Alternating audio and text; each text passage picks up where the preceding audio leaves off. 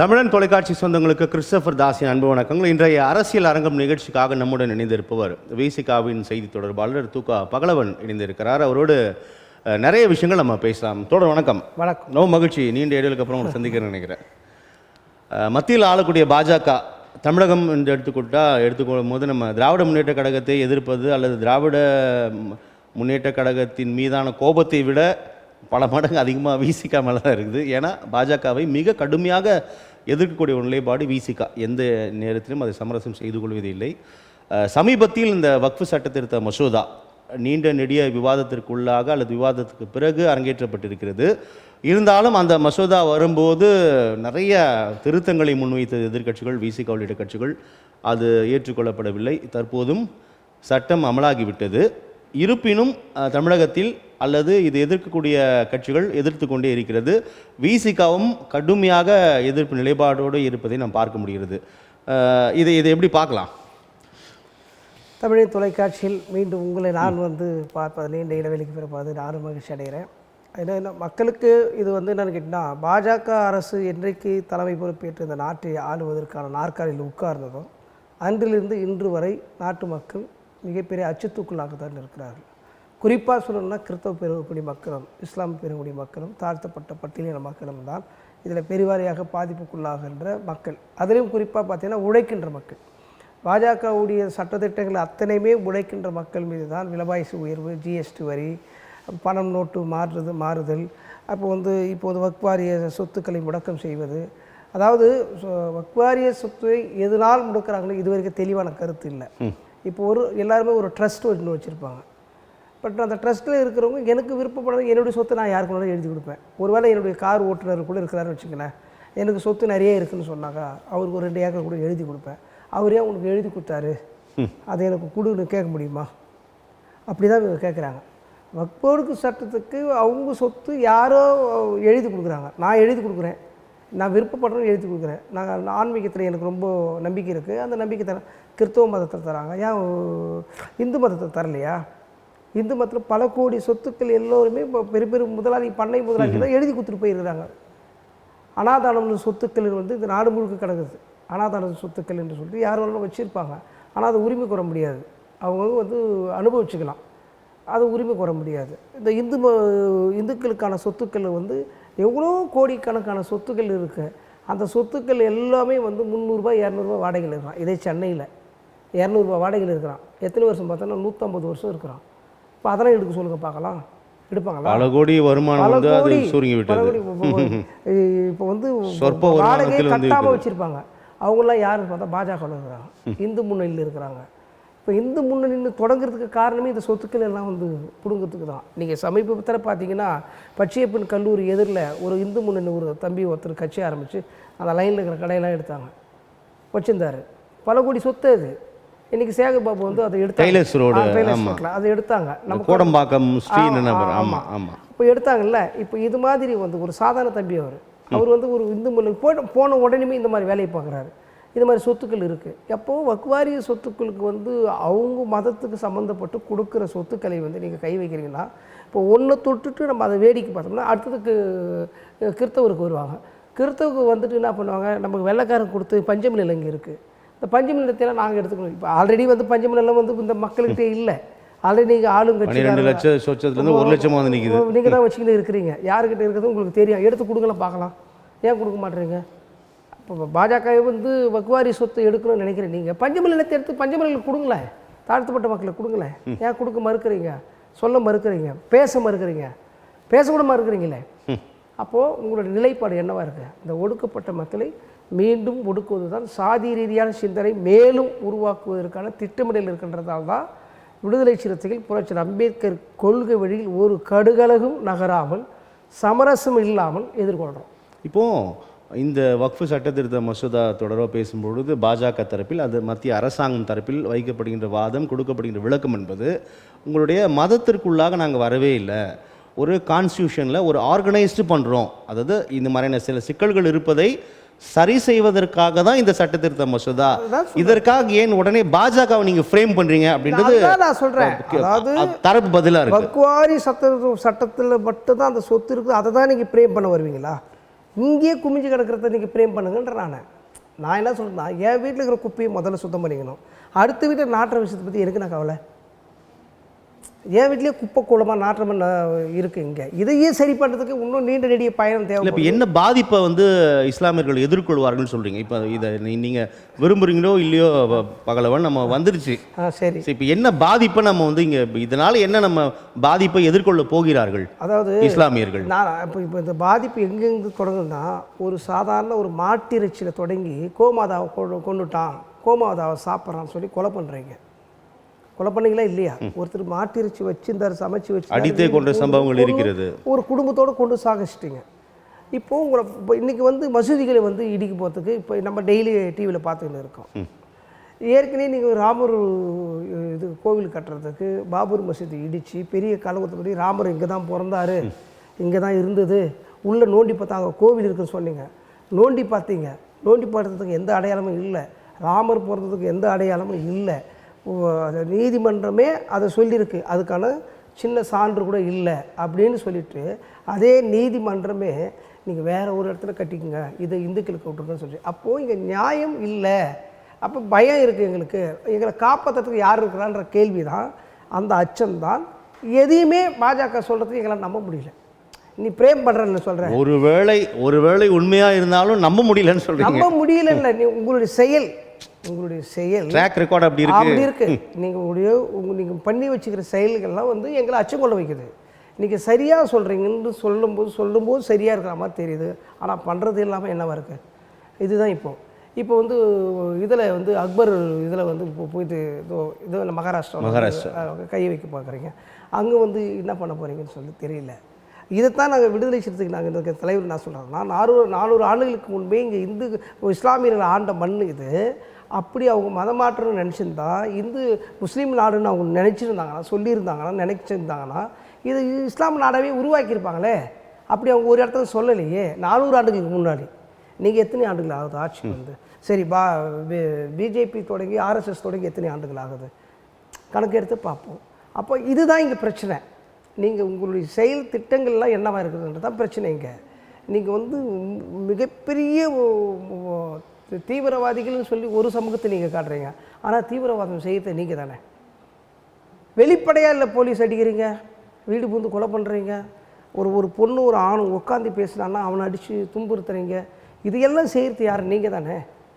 இப்போ வந்து இந்தி திணிப்பு வேறு கொண்டு வரீங்க. நாங்கள் விரும்புகிற மொழியை, எங்கள் தாய்மொழியை, எல்லா மண்ணுக்கும் தாய்மொழின்னு ஒன்று உண்டு, எல்லா மாநிலத்திலும். நம்ம அதற்குள்ளே வரலாம் பகலன். மும்மொழி கொள்கை பேசுவதற்கு முன்னதாக இப்போது இந்த வக்ஃபு சட்டத்திருத்த மசோதா, அதாவது இது தொடர்பாக எழக்கூடிய கேள்வி என்பது, கடந்த முறை பாஜக ஆட்சிக்கு வரும்போது இங்கே பிரதான எதிர்க்கட்சியான காங்கிரஸ் உள்ளிட்ட எதிர்க்கட்சிகள் நாங்கள் ரொம்ப பலமான எதிர்க்கட்சியாக இல்லை, அதனால தான் இவ்வளவு ஆட்டம் போடுகிறார்கள், ஒரு பலமான எதிர்க்கட்சியாக வந்தால் இவ்வளவு ஆட்டம் போட முடியாது கடந்த முறை சொன்னாங்க. சரி, ஆனால் இந்த முறை ஒரு பலமான எதிர்க்கட்சியாக காங்கிரஸ் உள்ளிட்ட கட்சிகள் இருக்கும்போதும் வக்ஃபு சட்ட திருத்த மசோதா நிறைவேற்றப்படுகிறது, சட்டமாக்கப்பட்டது. அப்பதான் சொல்றேன். அப்போ அப்போ இதற்கப்புறம் அந்த எதிர்க்கட்சிகளோட ரோல் என்னன்ற கேள்வி எழுகிறது. அதுதான் உங்களுடைய சுயநலமான சிந்தனையும் உங்களுடைய அடக்குமுறை சிந்தனையும் இங்கே இருக்குது. நீங்கள் ஒரு சட்டத்தை திருத்தம் செய்ய போகிறீங்க, ஒரு சட்டத்தை புதுசாக கொண்டு வரங்க போகிறீங்கன்னா, மக்கள் மன்றத்தில் பேசிட்டு நீங்கள் வந்து நாடாளுமன்றக்குள்ள அவைக்குள்ளே இது மாதிரி நாங்கள் எடுத்து வரலான்னு ஒரு பிளான் இருக்குது, உங்களுடைய ஆதரவாக எதிர்ப்பாக நீங்கள் தெரிஞ்சுக்கின்னு அதன் பிறகு நீங்கள் செய்வீங்களா? நைட்டு 1 மணி 2 மணி 3 மணி வரைக்கும் தனியாக உட்காந்து ஒரு கூட்டுக்குள்ளே உட்காந்து உங்களுக்குள்ளே ஒரு முடிவு பண்ணிட்டு நாங்கள் ஓட்டு போட வச்சுன்னா ஒருத்தர் ஓட்டு போட்டார் இது பண்ணிட்டாரு நீங்கள் வந்து திடீர்னு வந்து சொல்லுவீங்களா? இப்போ வந்து மக்கள்கிட்ட பேசுனீங்களா முதல்ல? இப்போ எனக்கு நீங்கள் கேட்குறீங்கல்ல, வக்ஃப் வாரிய சொத்து எடுக்கிறதுல உங்களுக்கு என்ன பிரச்சனை இல்லை? மக்களிடம் பேசவில்லையா பகலவன்? ஜாயின்ட் பார்லிமெண்ட்ரி கமிட்டி மூலமாக மாநிலங்கள் முழுவதும் கருத்துக்கள் கேட்கப்பட்டது. யாருக்கிட்ட கேட்டாங்க? யார் சொன்னா? யார் சொல்கிறது? இப்போ நம்மளுக்கு முழுசாக அது விவரம் தெரியலையே. இப்போ நீங்கள் கேட்குறீங்க இல்லையா, அதனால் உங்களுக்கு என்ன பிரச்சனை, அவங்க சொன்னது உங்களுக்கு என்ன சர்டிஃபைட் ஆகலையா அப்படின்னு கேட்குறீங்களே, அவங்க என்ன சொன்னாங்கன்னு தெரியல. இப்போ என்ன இப்போ தெரிஞ்சால் தான் நம்ம சொல்கிறதுக்கு என்ன நீ வந்து இது சரியாக தப்பான்றது. சரி, நீங்கள் 2000 நோட்டு கொண்டு வந்தீங்களே, யாரை கேட்டு கொண்டு வந்தீங்க, யாரை கேட்டு அது பின் வாங்கினீங்க. இப்போ இந்த மாதிரி தான் இருக்குது. நீங்கள் எதை எடுத்து வரீங்க, எது நீங்கள் வேணான்னு சொல்ல போகிறீங்க, எதுவுமே சரி கிடையாது. உங்களோட ஸ்ட்ரக்சரே சரி கிடையாது. ஆனால் உங்களுடைய திட்டமிடல் என்ன இருக்குன்னா, 50 ஆண்டு காலம் காங்கிரஸ் எப்படி ஆண்டுச்சோ அதுபோல் பாஜக ஆளுநர் மட்டும்தான் உங்களுக்கு திட்டம், ஒரு செயல் திட்டம். அதில் இந்திய அரசியலமைப்பு சட்டத்தை புரட்சியாளர் அம்பேத்கர் எழுதின சட்டத்திட்டங்கள் எல்லாம் மாற்றணும். மனுஸ்மிருதி என்ன சொல்லுதோ அதை கொண்டு வரணுன்றது உங்களுக்கு திட்டமிடல் இருக்குது. இப்போ ஒவ்வொருத்தில் அச்சுறுத்தல் பண்ணி பண்ணி பண்ணி பண்ணி நீங்கள் வந்து ஒடுக்கிட்டிங்கன்னா அவங்க நினைக்கிற மனுஸ்மிருதி தான் இங்கே சட்டமாக இருக்கும். புரட்சியாளர் அம்பேத்கர் எழுதி வச்ச சட்டங்கள் குப்பையில் கிடக்கும். இதுக்கான வழிகளை வேறு வேறு வழியில் கொண்டு வராங்க. நம்மளை வந்து மடைமாற்றம் செய்கிறது, ஒரு அச்சுறுத்தல் உருவாக்குறது. இப்போ உங்களை அச்சுறுத்துனா இப்போ போலீஸ் ஸ்டேஷனில் கூட இங்கே இருக்கிற போலீஸ் கூட சில போலீஸு அப்பாவி பிடிச்சிக்கின்னு வந்து அடிப்பான். அடிச்சு நீங்கள் எதிரில் ஒருத்தர் இருப்பான். அவன் பார்த்து நம்மளுக்கு இது மாதிரி தான் வரும், நீ தான் இதை செஞ்சேன்னா அவன் ஒத்துக்கணும். அந்த மாதிரி நிறைய கேஸ் தமிழ்நாடு போலீஸாக அப்படி சொல்லிடுது. வேங்கவயல் விவகாரத்தில் கூட அப்படி தான் மரத்தை கலந்துட்டு அவனையே குடிக்க வச்சுட்டு அவன் போய் மருத்துவமனையில் அட்மிட் ஆகிட்டு குடும்பமே நாசமாக போய் நீங்கள் தான் கலந்துக்க சொல்கிறது, ஒத்துக்கோ அப்படின்னு போலீஸுக்கு பண்ணது. அதே வேலையை பாஜக பண்ணது. பாஜக பண்ணுறது தமிழ்நாடு போலீஸ் பண்ணது. இப்போது 2 விஷயம் பகழ்வன். தமிழகத்தில் கடுமையான அந்த எதிர்ப்பு, அது வக்ஃபு சட்ட திருத்த மசோதாவை இந்த நொடி வரை எதிர்த்து கொண்டே இருக்கிறது. அது திமுகவாக இருக்கட்டும், வலுவான கூட்டணி கட்சியான விசி கூட்டணி எல்லாமே எதிர்க்கிறாங்க. ஆனால் சட்டமாகி விட்டது. சட்டத்துறை அமைச்சர் என்ன சொல்கிறாரு, மேற்கு வங்கத்தில் மமதா பானர்ஜி வந்து இங்கே அமுல்படுத்தப்பட மாட்டாது அப்படின்னு சொல்கிறாங்க. தமிழகத்தில் அப்படிலாம் சொல்ல எதிர்ப்பை மட்டும் பதிவு செய்கிறாங்க. ஆனால் மத்திய சட்ட அமைச்சர் என்ன சொல்கிறாருன்னா, இது சட்டமாகி விட்டது, மத்திய அரசாங்கம் சட்டமாக கொண்டு வந்து விட்டது, இதை நீங்கள் ஏற்றுக்கொண்டு தான் ஆக வேண்டும், அவ்வாறு நீங்கள் வந்து செயல்படுத்தவில்லை என்றால் அடுத்த கட்டத்தை நோக்கி நாங்கள் நகருவோம் அப்படின்னு ஒரு எச்சரிக்கை தோண்டி பிடிக்கிறார். அப்போ இதை எப்படி பார்க்கலாம் பகலவன்? நீங்கள் தமிழகத்தில் இந்த எதிர்ப்பு நிலைப்பாட்டை வேணால் சூடு தணியாமல் காத்துக்கொள்ள இது உதவுமே தவிர சட்டமாக்கப்பட்டு விட்டது, இது ஒன்றுமே பண்ண முடியாத ஒரு இடத்தை நோக்கி இருக்கு. புரிஞ்சுக்கலாம். அதுதான் புரட்சியாளர் அம்பேத்கர் என்ன சொல்லியிருக்காருன்னா, ஒவ்வொரு ஒரு சட்டத்தை நிறைவேற்றுகிற போது ஒன்றிய அரசு ஒவ்வொரு மாநிலத்தில் இருக்கிற கருத்து கணிப்பு கேட்கணும். அதற்கு பிறகு கேட்டு எந்தெந்த மாநிலங்கள்லாம் ஒத்துட்டு பெரும்பான்மையான மாநிலங்கள் உன் பக்கத்தில் வந்தாங்கனாக்கா அப்போ அந்த சட்டத்தை நிறைவேற்றப்படுத்துவதற்கு சாத்தியம் இருக்கே தவிர உங்கள் கட்சியில் இருக்கிற 4 பேர் கை தூக்கிட்டான்றதுக்காக சட்டத்தை நிறைவேற்ற முடியாது என்று புரட்சியாளர் அம்பேத்கர் தெளிவாக. ஆனால் இதிலும் கேட்கப்பட்டது, ஆனால் யாரிடம் கேட்கப்பட்டது என்பது கேள்வி. நீங்க சொல்ற மாதிரி உங்கள் ஆட்களிடம் கேட்டு நிறைவேற்றி விட்டீர்களே, அது ஒரு விவாதம். அதுதான் இப்போ எதிர்க்கிறாங்களே, அந்த எதிர்க்கிறதுக்கு அவங்களுடைய கருத்து நீங்கள் கேட்கவே இல்லை. உங்கள் ஆளுங்க 4 பேர் கை தூக்கிட்டாங்கன்னா சரின்னு சொல்கிறீங்க. இதில் தான் இங்கே முரண் இருக்குது. இது வந்து இந்த சட்ட திருத்தம் நீங்கள் நிறைவேற்றிருக்கலாம், ஆனால் நடைமுறைப்படுத்துவதில் பெரிய சிக்கல் இருக்கும், பெரிய ஆபத்து இருக்கும், பெரிய ஆபத்து வரும். அது இப்போ மம்தா பானர்ஜி சொல்லிக்கிற மாதிரி இங்கே இருக்கிற நம்ம தமிழ்நாடு முதலமைச்சரை வந்து அண்ணன் ஸ்டாலின் அவர்கள் எதிர்ப்பு தெரிவிச்சிருக்காங்க. கூட்டணி கட்சியில் இருக்கிற விடுதலை சிறுத்தைகள், மதிமுக, பிற இயக்கங்கள் எல்லாமே எதிர்ப்பு தெரிவிச்சிருக்கிறாங்க. அதனால் வந்து இது வந்து சமூக நீதி மண்ணுன்னு சொல்லிக்கணும். சமூக நீதிக்கு எதிராக செயல்படக்கூடிய வேலையை பாஜக கட்டமைத்துக்கிட்டே கொண்டிருக்குது. அதாவது பாஜகவே நீங்கள் வந்து மோடி அரசாங்கத்தை நம்ம வந்து பார்த்து அச்சம் கொள்கிறோன்னு சொன்னால், பிரதமர் மோடி அவர்கள் அவர் முதலமைச்சராக இருக்கும்போதே அங்கே வந்து ஆட்சிக்கு வந்த உடனே 13 கன்னியாஸ்திரிகளை வந்து கற்பழித்து எரித்து கொலை செஞ்சவருங்க. அதுக்கு பிறகு கோத்ரா ரயில் எரிப்பு போராட்டங்கள். இப்போ அவருக்கே ஆபத்து இருக்குன்னு சொல்கிறாங்க. அவரும் பதவிக்காலம் முடிய போகுது, மோடிக்கும் பதவியை மாற்ற போகிறோன்னு சொல்கிறாங்க. இப்போ வந்து இவரை கொண்டு வர போனாங்க, முதலமைச்சராக இருக்கிற பாருங்கள் நம்ம யோகி அது அவர் கொண்டு வரதுக்கான யோகியுடைய பேக்ரவுண்டு, அவருடைய செயல் திட்டங்கள்லாம் பின்னாடி என்னன்னு பார்த்தீங்கன்னா அதுவும் இந்து வெறித்தனமான செயல்களால் பிறவர்களை வந்து அடிப்பது, துன்புறுத்துவது, கொலை செய்வது, இப்படி ஒரு அப்போ இப்போ இங்கே யார் என்னவா இருக்கிறான்றதான் இப்போ கருத்து. இப்போ இந்த மாதிரி கேரக்டர் நம்ம பார்த்துட்டு அச்சங்கொள்ளாமல் என்ன பண்ணுவோம், மக்களுக்கு பயம் இல்லாதுன்னு தான் வரும். இப்போ ஏறக்குறைய இந்த கடந்த 10 ஆண்டுகள் நம்ம பார்க்கும் பொழுது திரு பகலவன், அதாவது நாங்களும் இந்து, நாங்கள் தான் இந்து, எங்கள் கட்சியில் இந்து இருக்காங்க அப்படின்ற ஒரு சொல்லாடுகள்லாம் அதிகரிச்சுட்டு இருக்குது. அதாவது இந்துத்துவாவை எதிர்க்கிறோம், நாங்கள் இந்துக்களை எதிர்க்கவில்லை அப்படின்றதுலாம் தமிழகத்தின் நிலைப்பாடு. யார் வேண்டுமென்றாலும் யார் மதத்தை வேண்டுமானாலும் முழுவதும் பின்பற்றுங்க, எந்த சிக்கலும் இல்லைன்னு. ஆனால் இந்த சொல்லாடல் உருவாகி விட்டதல்லவா. இப்போ திமுக சொல்லுது 99% எங்களை இந்துக்கள் இருக்காங்க அப்படின்னு. உங்களுடைய தலைவர் திருமாவளவன் அவர்கள் கோயிலுக்கு செல்கிறார், நாமம் போடுகிறார். அப்போது இந்த ஒரு ஃப்ரேம் இருக்கு இல்லையா, இது எப்படி நம்ம பார்க்கலாம்? அதாவது நம்ம வந்து இங்கே இருக்கிற வந்து அன்டச்சபிள்னு ஒன்று வச்சுருக்காங்க. தொடாமல் பார்த்தால் தீட்டு, தொட்டால் தீட்டு, சாலையில் போகும்போது செருப்பு போடாமல் போ, துண்டு தோலில் போடாதப்போ, வேட்டி கட்டாதப்போ அப்படின்ற முறை இருக்குல்ல. இந்த முரண் தான் எங்களுக்கு எதிர், மனிதன் எதிர் கிடையாது. நீ சொல்லி வச்சு விதை. இன்றைக்கி 2025 ஆண்டில் நவீன தொழில்நுட்பத்தில் நம்ம இருக்கிறோம். விண்வெளி ஆராய்ச்சிக்கு போய் எத்தனை நாள் தங்கிட்டு இன்றைக்கி வெளியில் வந்திருக்கிறாங்க. நம்ம அதையும் கண்கூடாக பார்த்துருக்குறோம். அதை பார்க்கும்போது கை தட்டுறோம். ஆனால் அதே நொடி பொழுதில் எங்கள் வீட்டு வழியாக சைக்கிளில் வந்தான், புல்லட்டு ஓட்டி வந்தான், கையை வெட்டுறான். என்ன விட நீ மதிப்பெண் எடுத்துட்டியா, வீடு புந்து வெட்டுறான். குடிக்கும் தண்ணீரில் மலம் கலக்கிறார்கள் அயோக்கியர்கள். இப்ப நடக்குது, போன வருஷம் நடக்குது. அடுத்து கபடி போட்டியில் வெற்றி பெற்றுட்டியா, ஜெயிச்சிட்டியா, அதுக்கு வந்து கொலை பண்ணுறான். அப்போது இந்த இந்துன்றதுலையும் இந்துத்துவான்றதுலையும் மாறுபாடு இருக்கா இல்லையா? இந்த கலாச்சாரத்தை அவன் மைண்டில் ஏற்றி வச்சது யார்? மூளைக்குள்ள செலவு செய்தது யார்? இதுதான் எங்களுக்கு எதிராக இருக்குதே தவிர மனிதர்கள் யாருமே எதிராக இல்லை. அதை ஏற்றுக்கொண்டு நீ பெரியவன் நான் பெரியவன் அடிப்பது சரிங்க. நான் என்ன சொல்கிறேன்னா, குறிப்பாக நீங்கள் எல்லா சமூகத்தையும் பட்டியல் சமூகத்தை எதிர்கொள்ளணும் யாராவது பாடம் எடுத்துருக்காங்களா? உங்களுக்கு ஏன் அவங்க மேலே எதிர்ப்பு போகுது? அவங்க உங்களை என்ன பண்ணுறாங்க? ஒருத்தர் வந்து உங்கள் வீட்டுக்கே வேலை செஞ்சானாங்க, ஒரு வேலை தரீங்க, வேலை செய்கிறான், அதுக்கான கூலி தரீங்க, போயிடும், அவ்வளவுதான் அவனுக்கு நம்மளுக்குள்ள உறவு. நீங்கள் எனக்கு அடிமையாக இருக்கணும். நீ வந்து என்கிட்ட வந்து நான் வேலை செய்யும்போது கோவணம் கட்டிட்டு வேலை செய்வேங்க நிலத்தில், நீ எதிர் வரும்போது நான் காரில் வருவேன். நீ கோவணம் கட்டி என்கிட்ட நிலத்தில் வேலை செஞ்சுக்கிட்டு இப்போ காரில் வருவேன்னு கேட்பீங்களா? அது என்ன புரிதல்? உன்னுடைய சிந்தனை என்னவா இருக்குது? உன் சிந்தனைக்கு யார் வந்து விஷத்தை கலந்தது அப்படின்ற கேள்வி தான். அது எங்கேருந்து தொடருதுன்னு பார்க்கும்போது இங்கேருந்து வருது, இந்துத்துவம் தொடங்குது. அப்போ நம்ம எதிர்கொள்ள வந்தது என்னை தாக்கியவனு கிடையாது, அந்த இந்துத்துவோடைய கொள்கை தான் நான் தாக்க வேண்டியது இருக்குது, அதை தான் நான் எதிர்கொள்ள வேண்டியது இருக்குது. அப்போ இந்துத்துவாவை நாம் தூய்மைப்படுத்த வேண்டிய நம்ம வேலையும் நம்மளோட செயல் திட்டமும் இவனுக்கு புரிதலை ஏற்படுத்திவிட கடமையும் கட்டாயமும் நமக்கு இருக்குது. அப்படி தான் நம்ம களத்தில் நின்று களமாடி கொண்டு இருக்கிறோம்.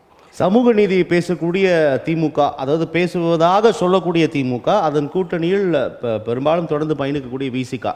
அப்போ இந்த சமூக நீதி சார்ந்து பேசும்போது தான் நீங்கள் சொல்ல எல்லா விஷயங்களுமே இதோட பயணிக்குது. இதை முழுவதுமாக செயல்படுத்தி விட்டார்கள் அப்படின்னு விசிக நம்புறீங்களா? சமூக நீதியில் ஒரு துளி அளவு நம்பிக்கை இல்லை. ஒரு துளி கூட நம்பிக்கை இல்லை. விசிகாவை சொல்றீங்க? இதை நான் சொல்கிறேன். நான் பகலவனும் செய்தி தொடர்பு விசிகாவை சொல்கிறேன். சமூக நீதியில் எனக்கு துளி அளவு நம்பிக்கை இல்லை. சமூக நீதி சரியானது, அதை பேசக்கூடியவர்கள் மூலமாக நம்பிக்கை இல்லை. நீங்கள் காப்பாற்றுவீங்களா அப்படின்றது நம்பிக்கை இல்லை. ஆனால் எனக்கு சமத்துவத்தில் நம்பிக்கை இருக்குது. சமத்துவம் கிடைக்கணும் அப்படின்றதுல நம்பிக்கை இருக்குது. இல்லை, வாட்ஸ் தி டிஃபரன்ஸ் பிட்வீன் சமூக நீதி அண்ட் சமத்துவம் சொல்லுங்கள். அதாவது சமத்துவம்னு சொன்னால் நான் வந்து சமத்துவமாக என்னை பாருன்னு சொல்கிறேன். நீ சமூக நீதி வெறும் மேடையில் மட்டும் பேசிட்டு போகிறேன். அதுதான் டிஃப்ரெண்ட்டு. நான் சமத்துவமாக இருக்கிறதா நான் இருக்கிறேன், காலமுறம் நான் சமத்துவமாக தானே இருக்கிறேன். சமூக நீதி பேசி சாதி பேசுறது யார்? மேடையில் மட்டும் உங்கள் சமூக நீதி ஒலிக்கிறது, நடைமுறையில் இருக்கிறதா? நான் நடைமுறையில் சமத்துவமாக தான் இருக்கிறேன். நான் நடந்து போகும்போது சமத்துவமாக இருக்கிறேன். என் பிணத்தை கூட தூக்கி போகிறதுக்கு இங்கே அனுமதி இல்லை. இங்கே சமூக நீதி என்னவா இருக்குது? என்ன இருக்குது? இது வரைக்கும் ஊர் தெருவில் தான் டேங்க்ல தண்ணி வருது, சேரி பகுதியில் தேனி, இந்த நொடி வரைக்கும் உங்கள் சமூக நீதி தான். இதுதான் இங்கே கேள்வியாக இருக்குது.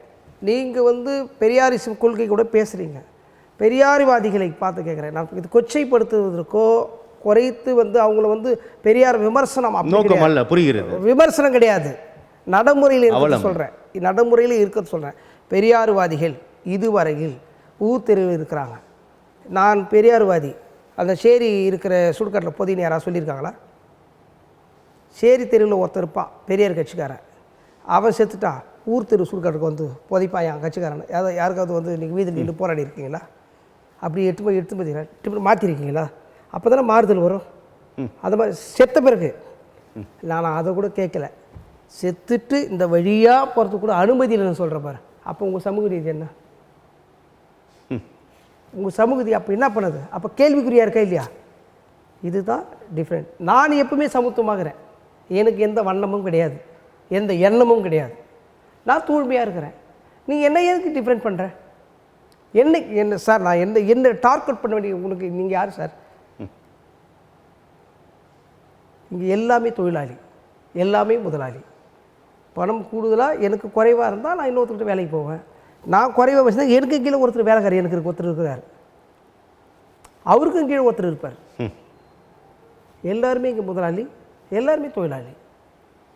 ரொம்ப நேர்மையாக அவங்களோட கருத்தை பதிவு செய்கிறீங்க பகலவன், வாழ்த்துக்கள். விசிகா சமூக நீதியை பேசிக்கொண்டு இருக்கின்ற திமுக எனக்கு துளியும் இதில் வந்து உடன்பாடு இல்லை, சமத்துவம் பேசுகிறீங்க. ரொம்ப ரொம்ப ஹானஸ்டான உங்களுடைய ஸ்டேட்மெண்ட் பகலவன். ஆனால் தமிழக அரசியல் களத்தில் மீண்டும் மீண்டும் வருகின்ற இந்த சொல்லாடல் சமூக நீதி, சமூக நீதி, நாங்கள் தான் சமூக நீதி காவலர்கள் என்று சொல்லி தான் இங்கே வாக்குகளை அறுவடை செய்வதையும் பார்க்க முடியுது. அதாவது இதை உணராமலே இருக்கிறார்களா அப்படின்ற கேள்வி எழுவதை தவிர்க்க முடியல பகலவன். சமூக நீதியினுடைய இன்னும் அந்த சொல்லாடல் இருக்குல்ல, அந்த மெருகூற்று பேச்சுக்கள் இருக்குல்ல, அதில் மதிமயங்க இருக்கலாமே தவிர அது உள்ளார்ந்து பார்க்குறவங்களுக்கு அனுபவிகளுக்கு அதோட ரணக்கலம் அதனுடைய வலி தெரியும். எங்கேயா இருக்குதுன்னு தோணும். எங்கேயா இருக்குதுன்னு தோணும். ஏன்னா அதனால் நான் என்ன சொல்கிறேன்னா, இப்போ கூட நீங்கள் இப்போ சார் நீங்கள் இப்போ வரப்போகிற சட்டமன்ற தேர்தலில் பாருங்கள், நீங்கள் பார்க்கத்தான் போகிறீங்க, நீங்கள் விவாதிக்க போகிறீங்க. நீங்கள் தேர்தல் அறிக்கை இதுவரை 75 ஆண்டு கால இந்த அரசியல் வரலாற்றில் நீங்கள் தேர்தல் அறிக்கையை என்றைக்காவது ஒரு நாள் அவங்க சொன்ன தேர்தலுக்கு மாறுதல் வந்திருக்கா, அல்லது அந்த தேர்தலுக்கு யாரை கை காட்டுதுன்னா ஒடுக்கப்பட்ட மக்களை கை காட்டுது, வஞ்சிக்கப்பட்டு கிடக்கிற மக்களை கை காட்டுது. நான் வந்தால் 10 கிலோ அரிசி இலவசம், நான் வந்தால் பொங்கல் தீபாவளிக்கு வேட்டி சேலை இலவசம். இதே சார் கேட்டாங்க? இதை கேட்டாங்களா சார்? நாங்கள் தொடக்க காலத்துலேருந்து நாங்கள் 2017-18 நாங்கள் சேலத்தில் கல்வி உரிமை மாநாடு நடத்தினோம். ஆரம்ப கல்வி முதல் ஆராய்ச்சி கல்வி வரை இலவசம் வழங்குன்னு சொல்லி. கீபோவில் எப்படி இருக்கும் அதுபோல் இங்கே நீங்கள் இலவசத்துக்கு கொடுங்க, கல்வியை கொடுங்க, எல்லா சமூகத்தினருக்கும். இங்கே என்ன சொல்கிறான், சிலர் என்ன சொல்கிறான்னா, நீங்களாம் ஓசியில் தானே படிக்கிறீங்க, ஓசி நீங்களாம் இடஒதுக்கீடு தானே படிக்கிறீங்க, இடஒதுக்கீட்டில் படிக்கிறீங்க, இடஒதுக்கீட்டில் படிக்கிற பசங்க அப்படின்னு ரொம்ப கொச்சையாக பேசுகிறாங்க. இன்றைக்கி சோஷியல் மீடியா வந்ததுனால அதெல்லாம் ரொம்ப பார்க்க முடியாது. ரொம்ப அந்த நான் கூசும் வார்த்தைகளால் அப்படியே அமைச்சர்களே பேசுகிறார்கள். அதான் சொல்கிறேன். அப்போ இதெல்லாம் ரொம்ப வேதனைக்குரிய செய்தியாக இருக்குது. புரட்சியாளர் அம்பேத்கர் இவங்களுக்கு தான் தரணும் எதை சொல்லியிருக்கிறார். எல்லாரும் வாங்குறான் இடஒதுக்கீட்டில், எல்லாரும் இருக்கிறான். யார் இடஒதுக்கீட்டில் ஒரு ஆள் சொல்ல சொல்லுங்கள், நான் இடஒதுக்கீட்டில் இல்லைங்க அப்படின்னு சொல்லுங்கள். இன்னொரு தெளிவான செய்தி, தாழ்த்தப்பட்ட மக்களுக்கு இடஒதுக்கீடு அப்படி இருக்கிறதுனால இன்னொரு ஓபிசிக்கு அது டிஸ்டர்ப் ஆகுதுன்னு சொல்கிறாங்க. அது எப்படி ஆகும்? தாழ்த்தப்பட்ட மக்கள்லேயே ஒரு கல்லூரிக்கு போகணுன்னு சொன்னால், நீங்கள் லயோலா கல்லூரியாக இருக்கட்டும், பேரை சொல்லக்கூடாது, இருந்தாலும் இருக்கிற கல்லூரி நிறுவனங்களுக்கு சொல்கிறேன், அங்கே போனால் இடஒதுக்கீட்டில் அரசாங்க பள்ளியில் கல்லூரியில் போனீங்கன்னா இத்தனை இப்போ பிகாமுக்கு சார் எஸ்சிக்கு 4 சீட்டு சார், இந்த 4 சீட்டுக்கு 200 பேர் போட்டுக்கிறான். இதில் ஓபிசி எங்கே டிஸ்டர்ப் ஆகிறான்? எஸ்சி தான் டிஸ்டர்ப் ஆகிறான். யார் அதில் மதிப்பெண் எடுத்துருக்கிறானோ அந்த 4 பேருக்கு என்னை விட கூடுதலாக ஒருத்தர் தான் அவனுக்கு தான் கிடைக்கும். உன்னுடைய மதிப்பெண்ணை நான் போகல, என்னுடைய மதிப்பெண்ணை நீ வரலை, உனக்கு ஒரு கோட்டா வச்சுக்கிறாங்க, அந்த கோட்டாவில் நீ மார்க் மதிப்பெண் எடுத்தினா நீ போவ, இல்லைன்னா நீ கீழே வருவேன். நான் என்னுடைய மதிப்பெண்ணை நான் மேலே போனேன், ஏன் என்னுடைய சகோதரர் தான், எனக்கு அவனுக்கு தான் போட்டியே தவிர உனக்கு எனக்கு போட்டி கிடையாது. இந்த புரிதல் இல்லாமல் தப்பாக பேசுகிறதையும் தப்பாக அந்த காலரை தூக்கி விட்டுக்கணும், குளிக்காமல் அழுக்கு சட்டை போட்டு, இப்போ குளிக்க கூட தெரியல உனக்கு. நான் சொத்துக்காரன் ஆண்ட பரம்பரைன்ற, நீ ஆண்ட பரம்பரை எங்கே ஆண்டன்னு சொல்லு, அதையும் கேட்டுருவோம். திரு பகலவன், சமூக நீதி பற்றி ரொம்ப ஹானஸ்ட்டாக உங்களோட ஸ்டேட்மெண்ட் இருந்துச்சு. ஆனால் தமிழக அரசியல் காலத்தையும் இந்த சமூக நீதியும் பிரிக்க முடியாது. விசிகா தொடர்ந்து முன்னெடுக்கிறது, சில அசௌகரியங்கள், சில விமர்சனங்கள் இருக்குது, அதை நீங்கள் ரொம்ப நேர்மையாக பதிவு செஞ்சீங்க. இருப்பினும் திமுக கூட்டணியோடு விசிகா பயணிக்கிறது.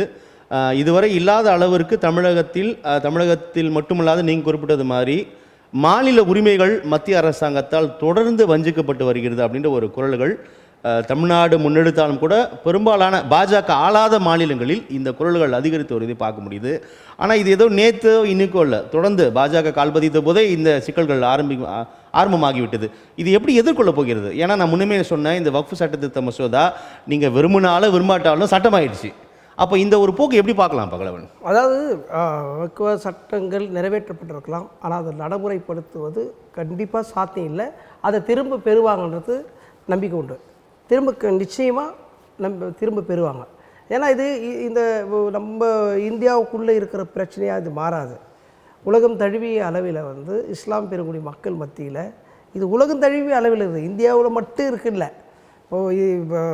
உலகத்தை ஆண்டு கொண்டு அரபு நாடுகளில் இருக்கு இஸ்லாம் நாடுகள். ஆமாம், அந்த இஸ்லாம் மார்க்கத்தோடு மோடி அவர்கள் கை கோர்த்து இருக்கிறாரு. அப்போ அவங்களாம் இதை சொல்ல வேண்டியிருக்கும். அவங்களால ஒரு வணிகம் பண்ணுறாரு. இது எல்லாமே இருக்கும். இன்றைக்கி மோடி ட்ரம்ப் என்ன பண்ணியிருக்காரு, விலை உயர்வை ஏற்றி வரி வரம்பு மீறி போட்டிருக்கிறாரு. அவரை எதிர்கொள்கிறவங்களுக்கு கூடுதலாகவும் அவங்களுக்கு கை கொடுத்தவங்க குறைவாகவும் போட்டிருக்கிறாரு. இதே நிலை இந்தியாவில் இருக்கிற அரபு நாடுகளை சார்ந்து இருக்கிற இது எல்லாம் நடக்கும். இப்போ அதெல்லாம் பேச்சுவார்த்தை போகும். அதெல்லாம் போகிற அதுக்குள்ளேயே இவங்க மாற்றிக்கிட்டாங்கன்னா சரி, இல்லைன்னா கண்டிப்பாக அவ்வளோ தூரம் போகிறதுக்கான வாய்ப்பு இருக்குது. என்னுடைய அரசியல் புரிதல் எனக்கு சரியாக இருந்தால் அது சரியாக இருக்குன்னு நான் நம்புகிறேன். அது மாதிரி வரும், கண்டிப்பாக வரும், அதில் மாற்று கருத்தே கிடையாது. ஆனால் இங்கே தமிழ்நாட்டிலேயே ஜனநாயகம் படுகொலையை தூண்டி போட்டு கலக்கிறத நம்ம தினந்தோறும் பார்த்துக்கினே கிடக்கிறோம். இப்போ வந்து நீங்கள் வந்து திமுகவோட விடுதலை சிறுத்தைகள் ரொம்ப வளைஞ்சு போகிறாங்க, ரொம்ப குறைஞ்சி போகிறாங்கலாம் சொல்கிறாங்க. ஆனால் இந்த ஒரே ஒரு அதோடு நான் இன்னொரு கேள்வியும் இணைச்சிக்கிறேன் திரு பகலவன். அதாவது திமுக கூட்டணியோடு சமரசமாகியே போய் கொண்டிருக்கிறார் விசிக திருமாவளவன் அப்படி விமர்சனம் முன்வைக்குது.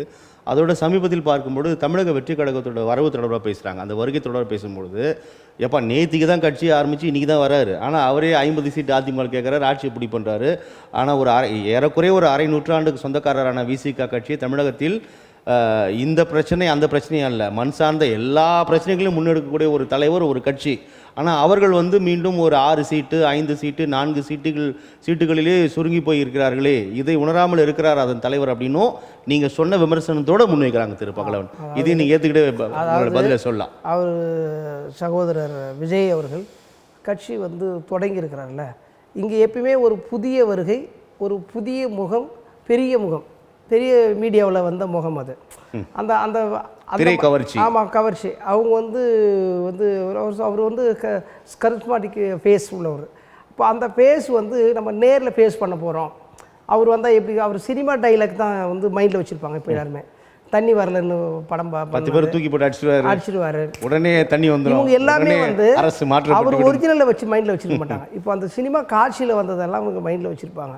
இப்போ அதுதான் வந்து ரொம்ப ஈர்ப்பாக இருக்கும். இப்போ விஜய் அவர் என்ன நினைக்கிறேன், இந்த ஈர்ப்பு ஒன்றுக்கு நம்மளுக்கு அப்படியே ஓட்டாக மாறிச்சுன்னா வந்து நாம் வந்து ஒரு தெருவுக்கு வந்து இப்போ 100 பேர் இருக்கிறான், கணக்கு பண்ணிட்டான், 100 பேர் இருக்கிறான். மற்ற கட்சிக்கு அந்த மாதிரி இருக்கிறாங்க. சர்க்கார் திரைப்படம் போன்று உடனே ஆட்சி அமைச்சலான்னு கனவு. அது உண்மையும் கூட.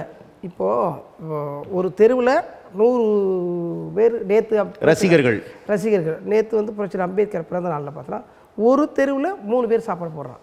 அது என்ன செய்கிறாங்க ஏது செய்கிறாங்கன்னு தெரியல, அவங்களுக்கு வருமானம் கிடையாது, எதுவும் கிடையாது, ஆனால் 3 பேர் சாப்பாடு போடுறான். இப்போ இந்த ஜனங்கக்கிட்ட போய் இதுவே பெரிய விஷயமாக புழக்கமாகும். இப்போ இந்த செய்தி வந்து விஜய்க்கு போகும்போது நம்ம இந்த நாட்டை பிடிச்சிருவோன்ற நம்பிக்கை அவருக்கு வந்துடும், தானாகவே வந்துடும். ஆனால் நம்ம வந்து அந்த மாதிரி வந்து சாப்பாடு போடணும் அப்படின்னு விஜய் வந்து எங்கே வேணாலும் சாப்பாடு போடலாம், யார் வேணாலும் வாங்குவாங்க. இப்போ நான் போய் எங்கே வேணாலும் சாப்பாடு போட முடியாது. நான் சாப்பாடு எடுத்துக்கிட்டு வச்சுருந்தா கூட சரவண பவனில் வாங்கியிருந்தாலும் சரி, AB2வில் வாங்கி வச்சுருந்தாலும் சரி, அதை தீண்டத்தக்க சாப்பாடாக பார்ப்பாங்க. இந்த மனநிலை உடையிற வரையில் எங்களுக்கு 2 சீட்டு 6 சீட்டுன்னு சொல்கிறாங்கல்ல, இந்த மனநிலையே உனக்கு உடையில நான் எப்படி இன்க்ரீஸ் ஆகுவேன்? இந்த கால்குலேஷன் இல்லாமல் பேசுகிறாங்க பாருங்கள் முட்டாள்கள். குறிப்பாக எங்கள் சமூகத்தை சார்ந்த தலைவர் அரசியல் முட்டாள்களாக நிறைய பேர் இருக்கிறான், கணக்கே தெரியாது அரசியல். புரட்சியாளர் அம்பேத்கர் ரொம்ப தெளிவாக சொன்னார், நான் எழுதி வச்சுக்கிற சட்டம் உங்களுக்கு பயன்படும், அதை சரியாக பயன்படுத்த வேண்டும். ஆனால் இந்துத்துவாவை நான் ஒரு நொடி பொழுதில் என் பேனா முனையால் குத்தி கிழித்து விடுவேன். உங்களால் எனக்கு அச்சம் இருக்கிறது. யாரால? ஆரியரை விட உங்களால் எனக்கு அச்சம் இருக்கிறது, அது தோற்றுவிடும் பயம் இருக்கிறது அப்படின்னு எழுதியிருக்கிறார். இப்போது இந்த இந்த ஸ்டிக்மா இருக்குல்ல திரு பகலவன், மண்ணுக்கும் மக்களுக்குமாக போராடக்கூடிய கட்சிகள் விசிகாவாக இருக்கட்டும், பாமக இருக்கட்டும், தமிழக வாழ்வுரிமை கட்சி, நாம் தமிழர் கட்சி, எல்லாத்துமே மண்ணுக்கும் மக்களுக்கும் போராடக்கூடிய கட்சி தான். அது மறுப்பதற்குள்ள நிறைய விமர்சனங்கள் வச்சுக்கலாம். ஆனால் விசிகா ஒரு குறிப்பிட்ட சாதி கட்சி, பாமக ஒரு குறிப்பிட்ட சாதி கட்சி, தமிழக வாழ்வுரிமை கட்சி ஒரு குறிப்பிட்ட சாதி கட்சின்ற அந்த ஸ்டிக்மா இருக்குல்ல, இது யாரால் புகுத்தப்பட்டது? அதுதான் சொல்கிறேன். இப்போ விஜய் நீங்கள் சொன்ன மாதிரி அந்த பாயிண்ட் வரும். விஜய் கட்சி ஆரம்பித்தார், அவர் கிறிஸ்தவர் கட்சின்னு சொன்னாங்களா? யசராஜா சொல்கிறாருல்ல, அவர் ஜோசப் விஜய்ன்னு சொல்கிறாருல்ல, ஜோசப் விஜய் கிறிஸ்டின் தானே, கிறிஸ்டின் கட்சின்னு சொன்னாரா? சொல்ல மாட்டார். இல்லை பார்க்குற நாமெல்லாம் சொன்னோமா அது வந்து கிறிஸ்டின் கட்சி தானே அப்படின்னு சொன்னோமா? ஆனால் திருமாவளவன் வந்து தமிழ் பெயர், அது வந்து தாழ்த்தப்பட்ட ஒரு கட்சி. எடுத்த உடனே விஜயகாந்த் அவர்கள் கட்சி ஆரம்பித்தாங்க, அவர் ஒரு சமூகம், அந்த சமூகத்தை சார்ந்து அவர் நாயுடு கட்சின்னு சொன்னாங்களா? வைகோ அண்ணன் வைகோ யாருமே சொல்ல, யாரையுமே சொல்ல, ஏன் சொல்லல? இந்த மண்ணுக்கும் மக்களுக்குமான கட்சியை மட்டும் சொல்கிறார்கள். அதுதான் இதுதான் இங்க திட்டமிட்டு நடத்தப்பட்டது 50 ஆண்டுகளில். இதே மாதிரி எங்க தலைவர் எந்த இடத்திலும் சுயசாதி பெருமை மேடையில் பேசுனதே கிடையாது, தனிப்பட்ட முறையிலும் யாரையும் பேசல. யார போய் நின்னாலும் மிக மிக பணிவன்போடு பண்பாக பேசக்கூடிய தலைவர்கள் முதன்மையானவர். என்ன கம்யூனிட்டி யாரையுமே கேட்டது கிடையாது, யாரையுமே. இன்னும் சொல்லிட்டு நான் சொல்கிறேன், இதே நம்ம தமிழ் தொலைச்சியில் 2வது முறை சொல்கிறத, எங்கள் தலைவர் சிதம்பரம் தொகுதியில் நிற்கும்போது தான் அவர் வந்து பட்டியல் சமூகத்தை சார்ந்தவர் எனக்கு தெரியும். நான் அவர் கூட ட்ராவல் பண்ணிக்கிறேன், கிட்டத்தட்ட 29 வருஷமாக அவர் கூட இருக்கிறேன். அவர் கிட்டத்தட்ட சிதம்பரத்தில் நிற்கும்போது தான் அவர் பட்டியல் சமூகத்தை சார்ந்தவரும் தெரியுமே தவிர அது வரைக்கும் தெரியாது.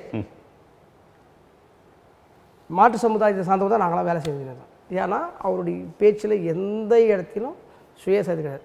பாதிக்கப்பட்டவன் யாராக இருந்தாலும் முதன்மை குரல் கொடுக்க வேண்டும், அது மட்டும்தான் எங்களுடைய தலைவருடைய அஜெண்டா. அது எனி பர்சன் யார் வேணாலும் இருக்கலாம். அவங்களுக்கு பாதிப்புனா அவங்க நம்மக்கிட்ட சொன்னாலும் அவங்களுக்கு நம்ம ரியாக்ட் பண்ணணும். இதுதான் அது. யாருன்னா தேவை.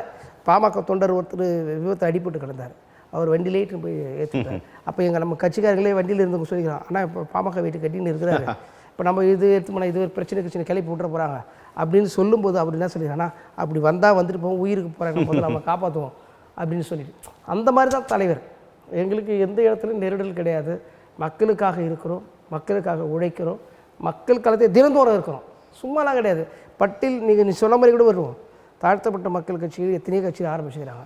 இந்த 35 ஆண்டு காலத்தில் ஒரே ஒரு நாள் கூட ஓய்வில்லாத உழைக்கிற தலைவர் எங்கள் தலைவர் மட்டும்தான். சும்மா ஏதோ அம்பேத்கர் பிறந்த நாள் வரப்போ போய் மாலை போடுறதும், நினைவு நாள் வர்றதும், போஸ்ட் ஓட்டுறதும், அன்னைக்கு மட்டும் வருஷத்தில் 2 நாள் தலை கட்டுற தலைவர் எங்கள் தலைவர் கிடையாது. தினந்தோறும் களத்தில் இருக்கிறார். நேற்று முழுக்கும் ஓய்வே இல்லாத தமிழ்நாட்டில் சிஎம்மோட நிகழ்ச்சி, எங்கள் கோயம்பேட்டில் நிகழ்ச்சி, எல்லாமே நிகழ்ச்சி, இங்கே பேரணி நடத்தணும். அதை முடிச்சுட்டு 2:30 மணிக்கெலாம் பெங்களூர் கிளம்பி அங்கே புரட்சி அம்பேத்கர் சிலை திறப்பு விழாவில் அங்கே போய் கலந்துக்கினார்.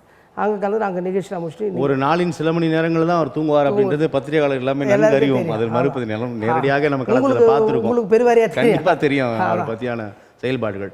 அதுதான் அந்த ஒரு ஆதங்கத்தில் கேட்கக்கூடிய கேள்விதான் திரு பகலவன்.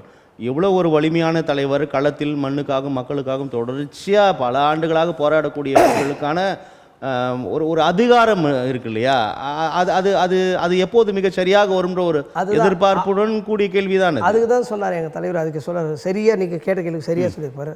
நான் போகிற வாகனத்து மேல் கல்லடிக்கிறார்கள், கொடிக்கப்பத்து உடைக்கிறார்கள், இந்த பக்கம் வராதே என்னை மறித்து கூட்டு போகிறாங்க. இன்றைக்கு என் வண்டி மீது கல்லெறிந்தவன் ஒரு நாள் என் மீது பூவை வீசுவான், அந்த நாள் வரும் அப்படின்னு சொன்னார். நிறைய பிற சமூகத்தை சார்ந்தவர்கள் நம்ம கட்சியில் இருக்கிறாங்க. ஏன் சட்டமன்ற உறுப்பினர் 2 பேர் இருக்கிறாங்க இல்லைங்களா, 2 பொது தொகுதியில் நின்றுக்கிறாங்க, 2 பொது வெற்றி பெற்று இருக்கிறோம். மெல்ல மெல்ல அடி எடுத்து வைப்போம். மெல்ல மெல்ல தானே புரியும். உண்மை லேட்டாக தான் புரியும். பொய் உடனே ரிஃப்ளெக்ட் ஆகும். உண்மை காலம் கடக்கும். அந்த காலத்தோடு நாங்களும் கடக்கும். அதனால் பொறுமையாக வேலை செய்யணும்னு சொல்கிறீங்க. அதிமுக பாஜக கூட்டணி, அதாவது தமிழகத்தின் அரசியல் களம் என்பது பாஜகவை எதிர்த்து தான். ஏன்னால் மத்திய அரசாங்கம் தமிழகத்துக்கான உரிமைகளை தர மறுக்கிறது, இவ்வளவு நயவஞ்சக செயல்களில் ஈடுபடுகிறது அப்படின்னு தான் தொடர்ச்சியாக இங்கே களத்தில் இருக்குது. கடந்த நாடாளுமன்ற தேர்தலின் போதும் அதற்கு முன்னதாக கூட்டணியில் இருந்த அதிமுகவே கழட்டி விட்டது. ஆனால் இப்போது மீண்டும் அதிமுக பாஜக இணைகிறது. அது அவர்களின் விருப்பம், அது மறுப்பதற்கில்லை. ஆனால் தொடர்ந்து கடுமையான விமர்சனங்களை திமுக உள்ளிட்ட விசிக கட்சிகள் முன்வைக்குது. இது எதற்காக, ஏன் அப்படி பார்க்கப்பட வேண்டும்? அதாவது உண்மையான அதிமுக கட்சி தொண்டனாக அடிமட்டத்தில் நான் வந்தேன் என்று தன்னை சொல்லிக் கொடுக்கிற எடப்பாடி பழனிசாமி அவர்கள் அவங்க அம்மா மீது, மறைந்த முதல்வர் அம்மா ஜெயலலிதா மீது உண்மையான நம்பிக்கை வைத்திருந்தால், அவர்கள் கொள்கையை ஏற்றுக்கொண்டிருந்தால், அவங்க சொன்ன 2 விஷயத்தை அவர் கடைப்பிடிக்கணும். நான் பாஜகவோடு கூட்டணி வச்சு தவறு செய்து விட்டேன், என்னை மன்னித்து விடுங்கள். ஒரு முறை நடந்த தவறை மீண்டும் நடக்காமல் நான் பார்த்து கொள்வேன். இதனால் நம்ம கட்சி அழியும் வரையில் எந்த காலத்திலும் பாஜகவோடு கூட்டணி இல்லை என்று சொல்லியது விடுதலை சிறுத்தை தலைவர் அண்ணா திருமாவளவன் அம்மா ஜெயலலிதா சொல்லியது. 2வது, பாட்டாளி மக்கள் கட்சியை நான் வளர்த்தேன், அவங்களுக்கு இடம் கொடுத்தேன், அவர்களோடு எந்த காலத்திலையும் கூட்டணியே கிடையாது. 2 சொன்னாங்க. ஒன்று பாட்டாளி மக்கள் கட்சி, ஒன்று பாஜக. இது 2ஐயும் அப்படியே உள்டாவாக மாற்றி பாஜகவுடைய கூட்டணியாக இருந்தால் கூட பரவாயில்லை, அவர் சொல்லி இவர் கூட்டணியில் சொல்கிறார். இவர் தான் தமிழ்நாட்டில் இருக்கிறாரு, அவங்க அமித்ஷா சொல்லுவாரா, இவர் கேட்டு நிற்பாராமா. அப்போது இவங்க கட்சி நடத்தவில்லை, அவர்களுக்குள்ள பொருளாதாரத்தை பாதுகாப்பதற்கான வேலையில் கவனம். இதை ரொம்ப கவனமாக திமுகவும் அதன் கூட்டணி கட்சிகளும் குறிப்பாக விசிகாவும் ரொம்ப கவனமாக இதை 26 சட்டமன்ற தேர்தல் வரைக்கும் மக்கள் மன்றத்தை நோக்கியே நகர்த்துகிறது. அதாவது அதிமுகவுக்கு உரிமைகள் போய்விட்டது, பாஜக அதை வழி நடத்துது, ஒரு வேளை வெற்றி பெற்றாலும் கூட்டணி ஆட்சி நடைபெறும் அப்படின்ற ஒரு கருத்துருவாக்கத்தை திமுகவும் அதன் கூட்டணி கட்சிகளும் திட்டமிட்டு பரப்ப தொடங்கி விட்டன ஒரு விமர்சனம் முன்வைக்கப்படுது. அதாவது நம்ம வந்து திமுகவோ விடுதலை சிறுத்தைகளோ திட்டமிட்டு நாங்கள் சொல்லலை. நீங்கள் நடந்து கொண்ட அந்த நடைமுறையை நீங்கள் ஒளிப்பதிவு தொலைக்காட்சியில் வந்த செய்தியை பார்த்து நேரலையை பார்த்து தான் இப்படி நடக்கிறதே அப்படின்னு சொன்னது. அண்ணன் ஜெயக்குமார் அவர்களோட என்ன சொல்லியிருக்கிறாரு, அவங்களோட கூட்டணி போனதால் தான் நான் தோத்தேன், நான் முடிசூடாக மன்னனாக இருந்திருப்பேன் ராயபுரம் தொகுதியில், இவங்களோட கூட்டணி போனதால் தான் நான் தோத்தேன், சிறுபான்மையர் நிறைய வாக்குகள் எல்லாம் போச்சு எனக்கு, அப்போது இவங்களோடு இருந்தால் நம்மளுக்கு என்றைக்கும் வந்து இது மாதிரி சரிப்பட்டு வராது, அதனால் நம்ம தெளிவாக இருக்கணும். எடப்பாடி பழனிசாமி அவர்களும் சொன்னாங்க நாங்கள் பாஜகவோட கூட்டணி கிடையாதுன்னு சொல்லியிருந்தாங்க. திடீர்னு டெல்லி போனால் திடீர்னு வந்தாங்க கூட்டணி பேசிட்டுன்னு சொல்கிறாங்க. அப்போது நாங்கள் சொல்லலை இந்த விமர்சனத்தை, விமர்சனத்துக்குள்ள நீங்கள் சிக்கிறீங்க. இப்போ இதற்கான காரணம் என்பது கடந்த நாடாளுமன்ற தேர்தலில் பாஜகவுடன் விலகி அதிமுக தனித்து களம் கண்டது. அப்போதும் சிறுபான்மையர் எங்களுக்கு வாக்கு செலுத்தவில்லை. அப்போ இனி ஒரு கால சிறுபான்மையை எங்களுக்கு போட மாட்டாங்கன்ற முடிவுக்கு வந்துட்டாங்களா அதிமுக? அதுதான் சொல்கிறேன், உங்கள் மேலே நம்பிக்கை குறைஞ்சிடுச்சுன்றேன். நீங்கள் வந்து நாங்கள் இல்லை அப்படின்னு சொல்லிவிட்டு டக்குனு எங்களுக்கு வந்து ஒன்றிய அரசு துணை வேணும் அப்படின்னு நீங்கள் போய் ஜாயின் பண்ணிங்கன்னா இணைஞ்சிக்கிறீங்கன்னா இப்போ நம்பிக்கை போச்சு, உங்கள் மேலே இருக்கிற நம்பிக்கை போச்சு. அந்த நம்பிக்கை இல்லாத நீங்கள் கூட்டணி வைக்கிற ஆட்கள்லாம் வந்து ஒருத்தர் மதவாதி, ஒருத்தர் சாதியவாதி. இங்கே சாதனையாளர்கள் யாருமே நீங்கள் சோதனையாளர்களாக பார்க்குறீங்க. சாதனையாளருக்கு சேருங்க. அம்மையார் ஜெயலலிதா விசிக தலைவர் திருமாவளவன் கூட இந்த கூட்டணி என்ன சொல்கிறார் அப்படின்னா, அதாவது அதிமுக மனமுகுந்து வந்தது என்பதை விட உருட்டி மிரட்டி கூட்டணி வைத்து விட்டார்கள் பாஜக அப்படின்ற ஒரு விமர்சனத்தை முன்வைக்கிறார் திருமாவளவன். எப்படி பார்க்குறீங்க? அதாவது அப்படிதான் நடத்தப்பட்டது. அதுதான் சொல்கிறேன் நான். அம்மையார் ஜெயலலிதா அவர்கள் இறப்பில் மர்மம், அவர்கள் கொடநாடு பிரச்சனையில் மர்மம், அதுக்குள்ளான என்னென்ன பொருளாதாரங்கள் என்னென்னவா இருக்குது அது மர்மம். இந்த மர்மத்தெல்லாம் வந்து எங்கே உடைபட்டுருமோன்ற அச்சம், அதை வச்சு இவங்களை வந்து ஏதாவது மிரட்டுறாங்களா உருட்டுறாங்களா அது வந்து அவங்களுக்கு வெளிச்சம். அதனால் இதுக்குள்ளே அதெல்லாம் அடங்கியிருக்கு, அதனால் இவங்க பொட்டிப்பாம்பாக அடங்குறாங்கன்றது மக்கள் மன்றத்தில் வெளிப்படையாக தெரிகிற ஒரு செய்தி தான் இது. அதனால தான், இல்லைன்னா இவங்க துணிச்சலாக வந்து அந்த அம்மா சொன்ன மாதிரி இவங்க துணிச்சலாக பேசுகிறாங்களா? ஒரு இடத்துல பேசியிருக்காங்களா? இதுவரை எந்த இடத்துல பேசியிருக்கிறாங்களா? ஒரு சாதாரண ஒரு ஒரு பெண்மணி அவ்வளோ துணிவாக பேசினவங்க. ஆனால் நீங்கள் பேசலையே, பேச மறுக்கிறீங்களே. உங்களுக்குள்ளே 1008 சிக்கல். நீங்கள் இவர் ஒரு அறிக்கை விட்டாரா, ஜெயக்குமார் ஒரு அறிக்கை விடுறாரு, செல்லூர் ராஜு ஒரு அறிக்கை விடுறாரு, உடனே வந்து வீரமணி ஒரு அறிக்கை விடுறாரு, ஒவ்வொரு அறிக்கை ஏசி சண்முகம் ஒரு அறிக்கை விடுறாரு, சிவி சண்முகம் ஒரு அறிக்கை விடுறாரு. இப்படி உங்களுக்குள்ளே அறிக்கைகளே வேறு விஷயமாகுது. இவையெல்லாம் சரி செய்யப்பட்டு விடும். அதனால தான் இவ்வளோ சீக்கிரமாக கூட்டணிக்குள்ள வந்துட்டாங்க. ஏன்னா ஒரு ஆண்டு இருக்குது, அதுக்குள்ளேயே வந்து களத்தில் வந்து கீழே ஜெல்லாயிருவாங்க அப்படின்னு சொல்லுவாங்க. நல்லா கரெக்டாக சொன்னீங்க. அந்த இந்த அவங்களுடைய விமர்சனத்துக்கே அவர் முற்றுப்புள்ளி வைக்க பார்க்குறாரு. இப்போ நம்ம கூட்டணின்னு சொல்லிட்டா இப்போ சீட்டு பேரை நம்மளால பேசுகிறாங்க, எனக்கு தொகுதி கொடுங்க அப்படின்னு கேட்க வந்துடுறாங்க, அது ஆஃப் ஆகிடும் அப்படின்ற மனநிலையில் பண்ணுறாரோ என்னமோ தெரியல. அதுதான் சாத்தியமாகவும் இருக்குது. அவங்க வந்து ஒரு பாஜகவோடு தலை கொடுத்து அவங்க வந்து பெரிய முதலைக்குள்ளே போய் தலை கொடுத்த மாதிரி விழுங்க தான் போகுது. அதிமுகன்னு ஒரு கட்சியை அழிப்பதற்கு இவங்களே காரணமாக இருப்பாங்க. அதை இவங்களை விழுங்கிட்டு அவங்க பாஜக வந்து இவங்களை சீட்டு கொடுத்து ஒரு காலகட்டத்தில் நிற்க வைக்க போகுது. இவங்க அவங்களோட கை கோர்த்து நிற்கிற நிலை. இந்த நகர்வுகள் மூலமாக திமுகவும் அதன் கூட்டணியும் ரொம்ப மகிழ்ச்சியாக இருக்கீங்களா? நாங்கள் மகிழ்ச்சியாக இல்லையே. நாங்கள் என்ன சொல்கிறோம், எங்கள் தலைவர் வந்து பாஜகவோட நீங்கள் கூட்டணி வைக்காதீங்க, ஏன்னா இது அண்ணா வந்து நீங்களும் அண்ணாவை பயன்படுத்துகிறீங்க, நீங்களும் பெரியாரை பயன்படுத்துகிறீங்க, மதவாதத்தை எதிர்க்கின்ற சிந்தனை உடையவன் நீங்கள், திராவிட அரசியலுக்கு சொந்தக்காரன் நீங்கள், பெரிய பலம் வாய்ந்த கட்சி. இந்த கட்சியை பாஜக உங்களை விழுங்க பார்க்குது. அவங்களுடைய ஆசபாசங்களுக்கு இடம் கொடுத்துறாதீங்க. இந்த மண்ணினுடைய கவலையோடு சொல்கிறேன், வருத்தத்தோடு சொல்கிறது தான் எங்கள் தலைவர் சொல்லுங்கள். சுயநலத்தெல்லாம் சொல்லலை. நீங்கள் அழிஞ்சு போயிடாதீங்க. உங்கள் வந்து பிற மாநிலங்களை பாருங்கள், நம்மளை சுற்றி இருக்கிற நீங்கள் வந்து கர்நாடகா பாருங்கள், பாஜக நிகழ்த்து பாருங்க, என்ன பண்ணிருக்காங்க மகாராஷ்டிரா உள்ளிட்ட மாநிலங்கள் பாருங்க. அவங்க எப்படி கூட்டணி வச்சு எப்படி காலி பண்ணி கூட்டணி வச்சு நம்ம கட்சியில் இருக்கிறவங்களே விலை பேசி பேரம் பேசி குதிரை பேரம் பேசி நம்ம ஆந்திராவில் இருக்கிற நம்ம இவர் கூட சொல்லியிருந்தார். அப்படி அதிமுகவை கபலீகரம் செய்துவிட முடியுமா பகலவன்? சந்திரசேகர ராவ் தெளிவாக சொன்னார். வெறுமனே இந்த கூட்டணியை வைத்து மட்டும் அதிமுகவை உடைத்து விடுவார்கள், அதிமுகவை தன்வயப்படுத்தி விடுவார்கள் அப்படின்னு புரிஞ்சுக்கலாம். இதுவே இந்த பாருங்க, இன்னைக்கு நம்ம கூட்டணி அப்படின்னு தேர்தலுக்கானது மட்டும் தானே. இல்லை நயனார் நாகேந்திரன் இருக்கிறார்ல, அவர் எம்ஜிஆர் கூட இருந்தார், அம்மா ஜெயலலிதா கூட இருந்தாருன்னு சொல்லிட்டு இப்போ எங்கே இருக்கிறாரு? விலை பேசி தானே போனார். அதிமுகவில் 2 முறை தோத்துட்டார். அதன் பிறகு பாஜகவில் போய் ஜெயிச்சிட்டாரு. இப்போ இங்கே வந்து இங்கேருந்து நமக்கு கிடைக்கல, அமைச்சரையில் போயிட்டு கொஞ்சம் விரக்தியில் இருந்தார். அதன் பிறகு பாஜக போய் அப்போ விலை பேசி தானே அவர் போயிருக்கிறாரு. இப்போ சில அதிமுக பெரிய நிர்வாகிகள், மூத்த நிர்வாகிகள், அமைச்சராக இருந்தவங்களுக்கு கூட பாஜக நயினார் நாகேந்திரன் மூலமாக இந்த காய் நகர்த்தல்கள் அரங்கேற்றப்படும் சொல்றீங்க. கண்டிப்பாக. இப்போது இன்னொரு அமைச்சர், முன்னாள் அமைச்சர் ஒருத்தர் இடைவெளி விட்டு இப்போ பிரச்சனை ஓடிக்கிட்டு இருக்குது. சட்டமன்றத்திலேருந்து தனியாக போகிறாரு, செங்கோட்டைன்னு சொல்கிறீங்க. அது நம்ம பேர் சொல்லி நீங்கள் சொல்கிறீங்க. இப்போ இந்த மாதிரி இருக்குது. அவரு கூட ஒரு செய்தியாக சொல்கிறாங்க, அவர் கூட பாஜக போகிறதுக்கு சாத்தியம் இருக்குன்றாங்க.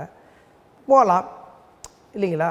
இங்கே வந்து அதுதான் சொல்கிறேன், பாஜகவுடைய பேச்சுக்கு வழங்கி இங்கே உடைபடக்கூடிய சாத்தியங்கள் நிறைய இருக்குது. அதுக்கு உங்களை துணை ஒவ்வொருத்தராக போயிருக்கிறோம். நம்ம பார்த்துக்கினே இருக்கிறோம், பார்க்காமலாம் இல்லை, பார்த்துக்கினே இருக்கிறோம். இந்த சிக்கல்கள் பாஜக தமிழகத்தில் காலூன்ற பெரிய வழிவகுத்துவிடும். கண்டிப்பாக வழிவகுத்துடும் அச்சப்படுறீங்க. அச்சம் நமக்கு அச்சம் வந்து நமக்கு என்ன சொன்னால், நம்ம மக்கள் இது வந்து சமூக நீதி மண், ஸோ இதை அவர்கள் பாழ்படுத்தி விடுவாங்கன்ற அச்சம் தான். மற்றபடி எங்களுக்கு என்ன சுயநலம் இருக்குது சொல்லுங்கள்? எங்களுக்கு எந்த சுயநலம்? ஒரு வகையில் நன்மை தானே. ஆமாம், நன்மை. அந்த வாக்குகள் திமுக வரும் அல்லவா? எங்களுக்கு வந்து இங்கே இந்த மண்ணில் வந்து கலாச்சார சீரழிவு வந்துடக்கூடாது, முரண் வந்துடக்கூடாது. இப்போ நம்மக்கிட்ட இருக்கிறது சின்ன சின்ன முரண்கள் தான், இது நம்ம சரி பண்ணிக்கலாம். ஆனால் நீங்கள் வந்தீங்கன்னா அவ்வளோதான், அதுக்கு சொல்கிறதே கிடையாது, அளவே கிடையாது. அந்த அளவு தாண்டி எல்லையை தாண்டி நம்ம வந்து எங்கெங்கே நிற்போம். அந்த அச்சம் தான் நம்ம. இப்போ இது 26 சட்டமன்ற தேர்தலில் எப்படி எதிரொலிக்கும்னு புரிஞ்சுக்கலாம் திரு பகலவன். விடுதலை வேலை கூட்டணி இதுதான் ஆயிடுச்சு அப்படின்ற ஒரு இடத்தில் திராவிட முன்னேற்ற கழகத்தோடு இருக்கிற கூட்டணிகள் எங்கும் சிந்தாமல் சிதறாமல், அவரவர்கள் கற்பனைகளுக்கும் அவர்களுடைய ஆசாபாசங்களும் கட்டுப்படாமல் உடைத்து எறிந்து நெருக்கத்தை நாங்கள் ரொம்ப பலமாக வச்சுட்டு இருக்கிறோம். இன்னும் சில கட்சிகள் கூட்டணிக்கு வருவதற்கான சாத்தியங்கள் உண்டு. எங்கள் கூட்டணி பெரிய திமுக கூட்டணி ஆமாம் வருவதற்கு வாய்ப்பு இருக்குது. அது வரும்போது இன்னும் பலம் சேரும், எங்களுக்கு இன்னும் பலம் சேர்கிறதுக்கான வாய்ப்பு இருக்குதே தவிர இதிலேருந்து வெளியேறதுக்கான சான்றே இல்லை. அதனால் எங்கள் கூட்டணி வந்து வலுவாக இருக்கிறது. அதே போல் எங்கள் கூட்டணி தலைவர்களும் வந்து முதிர்ச்சியான தலைவர்கள், நல்ல பெரும் தலைவர்கள், இந்த மண்ணுக்காகவும் இந்த மக்களுக்காகவும் தன்னை அர்ப்பணித்த கூட்டணி தலைவர்கள் தான் எங்களோட கூட்டணியில் இருக்கிறவங்க, திமுகவோட கூட்டணியில் இருக்கிறவங்க அத்தனை தலைவரும் அப்படி தான் இருக்கிறாங்க. அதனால் எங்களோட கூட்டணி வலுவாக இருக்குது, பலமாக இருக்குது, வெற்றி வாய்ப்பு எங்கள் பிரகாசமாக இருக்கின்ற நம்பிக்கையில் நாங்கள் இருக்கிறோம். இப்போது இந்த அதிமுக பரஸ்பர கூட்டணி, திமுக கூட்டணிகளை கடந்து வெளியில் நாம் தமிழர் கட்சி தனித்தே போட்டியிடுவதில் ரொம்ப நிலைப்பாடில் இருக்கக்கூடிய ஒரு நபர். தமிழக வெற்றி கழகம் அதிமுகவை நோக்கி வந்துவிடும் சொன்னாங்க. ஆனால் அதற்குள்ளாக பாஜக முந்திக்கொள்ள விட்டது. அப்போது இப்போ வெளியில் வந்து நாம் தமிழர் கட்சி, தமிழக வெற்றி கழகம் 2 கட்சியும் வெளியில் தனித்து இருக்கிறது. அவர்கள் எந்த பாதிப்பை ஏற்படுத்துவார்கள் சட்டமன்ற தேர்தல் எப்படி பார்க்குறீங்க? விசிக ஒரு குறைந்தபட்சம் ஒரு கட்சி விமர்சனமாக நான் கேட்குறேன். அதாவது தனித்து நின்று யாராலும் தமிழ் மண்ணை ஆள முடியாது, அதுக்கான சாத்தியக்கூறே கிடையாது. வெறுமனே சொல்லிக்கொள்ளலாம். அவர் அண்ணன் சீமான் அவர்கள் வந்து அவர் பேசுகிற பேச்சுகள் வந்து அது ஒன்றும் பேசும்போது வேணால் சரியாக இருக்கலாம், ஆனால் நடைமுறையில் வந்து அப்படி ஒரு சாத்தியமே இல்லை, அப்படி ஒரு சாத்தியத்தை கண்டதே இல்லை. இருந்தாலும் ஒரு ஏறக்குறைய 30 லட்சம் வாக்குகளை வாங்கியிருக்கிறார். சொல்கிறேன். ஸோ 22 தொகுதிகளில் அந்த வாக்கு வாங்கி அதிமுக அவருக்கு தோல்விக்கு இவர்கள் ஒரு வகையில் காரணமாக இருந்திருக்கார்கள் கடந்த தேர்தலில். அப்போ அந்த வேல்யூ கேட்குறேன். அதுதான் சொன்னேன், அந்த வேல்யூட்டி கெடுக்கிறீங்கன்னு சொல்கிறேன் நான். அந்த வேல்யூட்டி என்னுடைய ஓட்டை உங்களுக்காக நான் போடுறேன், அந்த ஓட்டை பாழ்படுத்துறீங்கன்னு சொல்கிறேன். அதை வந்து நடைமுறைப்படுத்துறது கொண்டு வாங்க.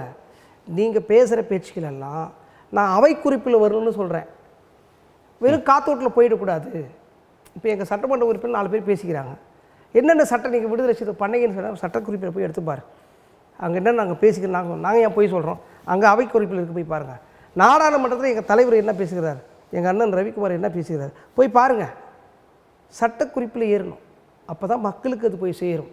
வெறுமனே நான் மேடையில் பேசுகிறதோ தொலைக்காட்சியில் பேசுகிறதோ இதெல்லாம் வந்து நாட்டு மக்களுக்கு தாவேக்காவோட நிலைப்பாடு என்ன? தாவேக்காவோட நிலைப்பாடு தான் சொல்கிறேன். அவங்க தனித்து நின்று வந்து ஒரு வேலை தம்பி விஜய் அவர்கள் வேண்டுமானால் ஜெயிக்கலாம். அண்ணன் விஜயகாந்த் அவர்கள் விருதாசலத்தில் வெற்றி பெற்றதை போல் விஜய் அவர்கள் எங்கேயாவது ஒரு இடத்துல நின்றார்னா, அந்த ஆசையில் ஒரு தொகுதியில் எங்கேயாவது ஒரு தொகுதியில் நின்றார்னா அவர் வெற்றி பெறதுக்கான வாய்ப்புகள் இருக்குது.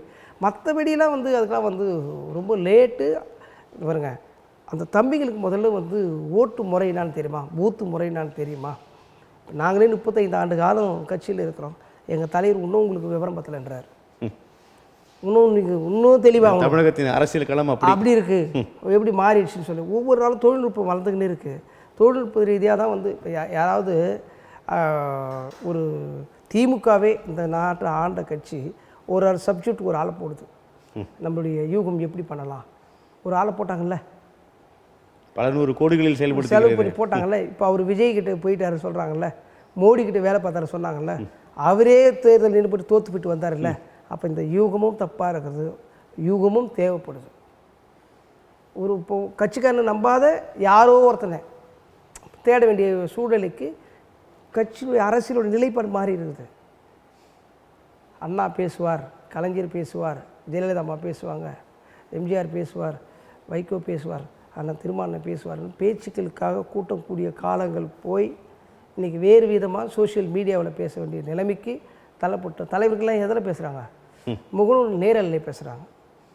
அந்த நிலைமைக்கு அரசியல் களம் பாடுபட்டு கிடக்கு தான் நான் சொல்லுவேன்.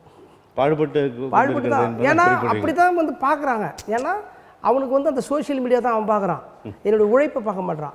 அப்போ நான் இவனுடைய இதுக்காக நான் போய் உள்ளே நுழைய வேண்டியதாக இருக்குது. அப்படி ஒரு நிலைமைக்கு இருக்கிறது. காலமும் நேரமும் மாறும் என்று நினைக்கிறேன். மாறுறதுக்கான சாத்தியமே கிடையாது. விஞ்ஞான வளர்ச்சி அரசியலையும் பதம் பார்த்து கொண்டு தான் இருக்கிறது.